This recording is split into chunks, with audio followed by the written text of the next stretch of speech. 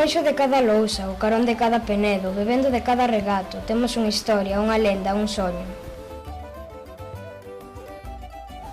No regazo desta serra, nai dos ríos, como había o Couso, atopamos unha edificación singular, da que non hai mostra semellante nin en Galicia nin en outro lugar de España ou Portugal, os Chozos.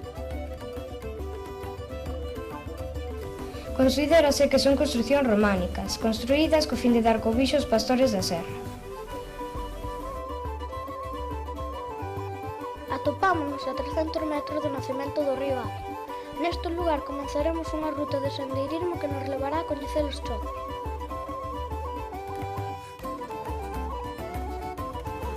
Neste pequeno cumio aparece o Chozo de Cernadas. Trátase do máis pequeno e do menos protegido de todos.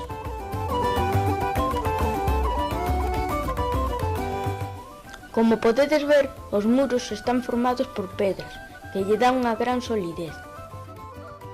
Seguindo o noso percorrido, a 300 metros temos o Chozo de San Xusto. Ao igual que o anterior está exposto ao frío e ao vento da serra.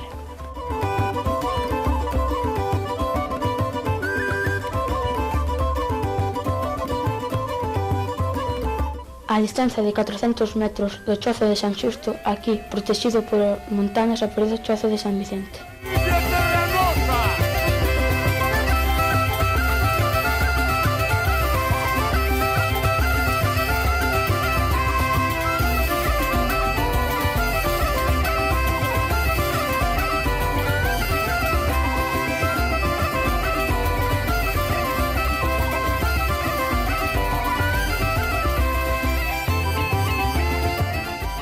O interior do Chozos ten unhas dimensións que van dos 20 aos 40 metros cadrados.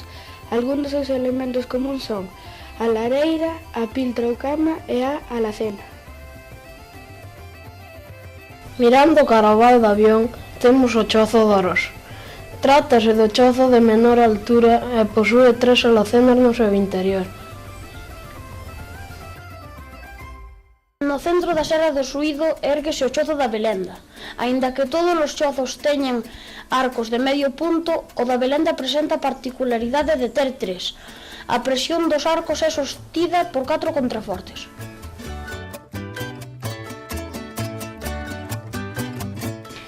Preto da estrada que sube de Rodeiro Suído aparece o Chozo de Rodeiro.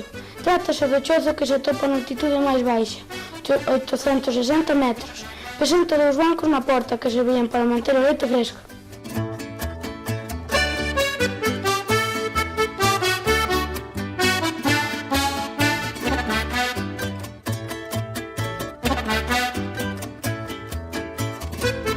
Este chozo é o de Mangueiro.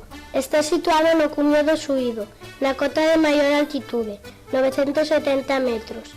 Trátase do chozo que mellor presenta o seu peche de pedra e os cortellos.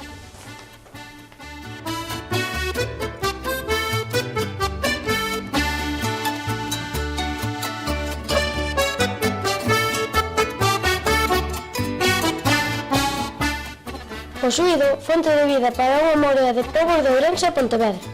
Zona gandeira de arraigada tradición segue sendo hoxe en día hábitat de moitas especies: cosos, cabalos, lebres, coellos, vacas e xabríns.